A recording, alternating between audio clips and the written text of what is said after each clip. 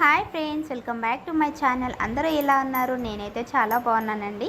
So ఇవాళ video ఏంటంటే మనం సింపుల్ అండ్ టేస్టీగా ఇంట్లోనే ఫిష్ కబాబ్ ఎలా ప్రిపేర్ చేసుకోవాలో మీకైతే సింపుల్ ఇంగ్రీడియంట్స్తో మీకైతే చూపించబోతున్నాను అన్నమాట.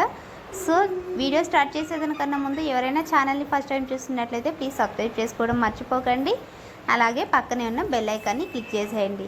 సో దీనికోసం నేను ఏం చేశానంటే ముందుగా 1/2 kg ఫిష్ అయితే తెప్పించానన్నమాట. ఇదైతే జిలేబీ ఫిష్ అండి. ఇంకా టేస్ట్ అయితే చాలా బాగుంటుంది.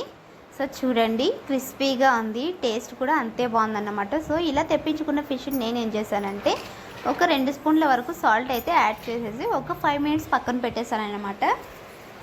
సో 5 మినిట్స్ అలా సాల్ట్ వేసేసి బాగా కలిపి పక్కన పెట్టేసుకోవాలి. సో తర్వాత ఏం చేస్తానంటే మొత్తాన్ని శుభ్రం చేసేసుకొని ఇంకా సాల్ట్ మొత్తాన్ని కూడా క్లీన్గా కడిగేసి అందులో కొంచెం పసుపు నిమ్మరసాన్ని కూడా వేసేసుకొని శుభ్రంగా కడిగి పక్కన పెట్టుకున్నాను అన్నమాట.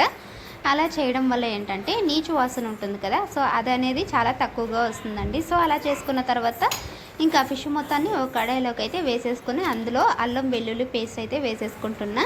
ఇంకా దానికోసం ఫిష్ కబాబ్ కదా, సో దానికోసం తేజు కబాబ్ పౌడర్ అయితే యూజ్ చేస్తున్నా. అండ్ టేస్ట్ అయితే చాలా బాగుంటుంది. అలాగే రెడ్ చిల్లీ పౌడర్ కూడా వేసేసుకుంటానండి. ఇదైతే నేనైతే కొంచెం ఎక్కువగా తీసుకుంటానన్నమాట. అండ్ హోమ్ మేడ్ కారం పొడి కూడా వేసుకుంటాను నేను. అండ్ నెక్స్ట్ వచ్చేసి కొంచెం గరం మసాలా కూడా, 1 స్పూన్ గరం మసాలా కూడా వేసేసుకుంటున్నాను. అలాగే టేస్ట్కి తగ్గట్టు సాల్ట్ కూడా వేసేసుకోవాలి. సో చూస్తున్నారు కదా, అలాగే ఒక 1/2 స్పూన్ పసుపును కూడా యాడ్ చేసేసుకోవాలి. సో అలా వేసుకున్న తర్వాత ఇంకా కొంచెం ఎగ్ కూడా వేసేసుకునేసి అందులో కొంచెం సాల్ట్ మొత్తాన్ని కూడా మిక్స్ చేసేసుకొని ఈ విధంగా డీప్ ఫ్రిడ్జ్లో అయితే 15 మినిట్స్ అలా పెట్టేయాలండి.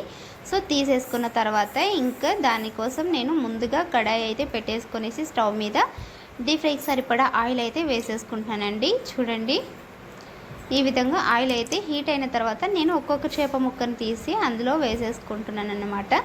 సో ఇలా వేసుకున్న తర్వాత నేనైతే ఇక్కడైతే చిన్న బాండ్లీ పెట్టేస్తాను అన్నమాట. సో ఇది 2 వైపులా మనం కొంచెం రోస్ట్ అయ్యేలాగా అలా తిప్పుకుంటూ ఉండాలన్నమాట, లేదంటే మాడిపోతుంది అన్నమాట. సో టేస్ట్ అనేది చాలా బాగా వస్తుందండి. ఇంకా 2 వైపులా మనం మాడకుండా అలా తిప్పుకుంటూ ఫిష్ ఫ్రై అయితే బాగా చేసుకోవాలి. ఇంకా టేస్ట్ అయితే చాలా బాగుంటుందని చెప్పాను కదా, నిజంగా సింపుల్ ప్రాసెస్లో చాలా బాగుంటుంది. మీరు కూడా ట్రై చేయండి.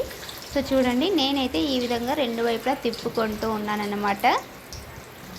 సో చూస్తున్నారా, ఈ విధంగా ఫ్రై చేసుకున్నాను. ఇంకా మసాలా మొత్తం కూడా చాలా బాగా పట్టింది ఫిష్కి అయితే.